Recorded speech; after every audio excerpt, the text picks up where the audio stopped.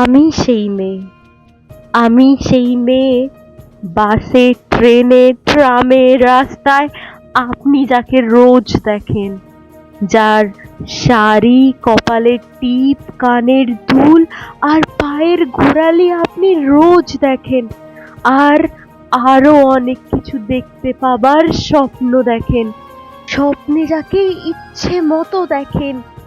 বিহারের প্রত্যন্ত গ্রামে দিনের আলোয় যার ছায়া মারানো আপনার ধর্মে নিষিদ্ধ, আর রাতের গভীরে যাকে বস্তি থেকে তুলে আনতে পাইক বরকন্দাজ পাঠান আপনি, আর সুসজ্জিত বিছানায় যার জন্য অপেক্ষায় অধীর হয় আপনার রাজকীয় লামপট্ট, আমি সেই মেয়ে, আমি সেই মেয়ে।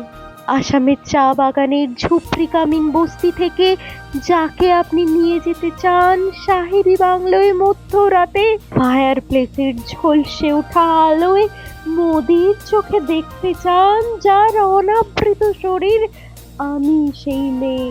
রাজস্থানের শুকনো উঠান থেকে পিপাসার জল আনতে আপনি যাকে পাঠিয়ে দেন 10 মাইল দূরের সরকারি ইদারায়, আর 20 মাইল হেঁটে ক্লান্ত বিধ্বস্ত যে রমণী ঘোড়া কাঁধে ঘরে ফিরলেই যাকে বসিয়ে দেন চুলার আগুনের সামনে আপনার রুটি বানাতে, আমি সেই মেয়ে, আমি সেই মেয়ে, আমি সেই মেয়ে।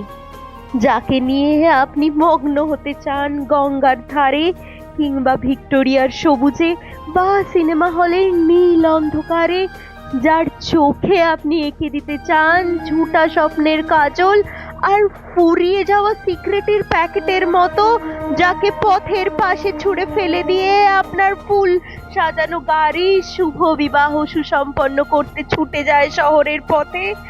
কোন কোণে দেখা আলোর গোধূলিতে একা দাঁড়িয়ে থাকা, আমি সেই মেয়ে, আমি সেই মেয়ে।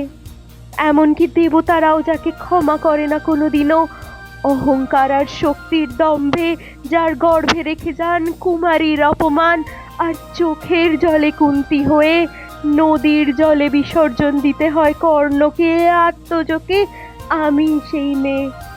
সংসারের অসময়ে আমি ভরসা, আমার ছাত্র পড়ানোর টাকায় মায়ের ওষুধ কেনা হয়, আমার বাড়তি রোজগারে ভাইয়ের বই কেনা হয়, আমার সমস্ত শরীর প্রবল বৃষ্টিতে ভিজতে থাকে, কালো আকাশ মাথায় নিয়ে আমি ছাতা হয়ে থাকি, ছাতার নিচে সুখে বাঁচে সংসার।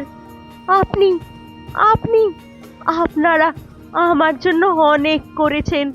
সাহিত্যে, কাব্যে, শাস্ত্রে, লোকাচারে আমাকে মা বলে পুজো করেছেন, প্রকৃতি বলে আদিক্ষেতা করেছেন।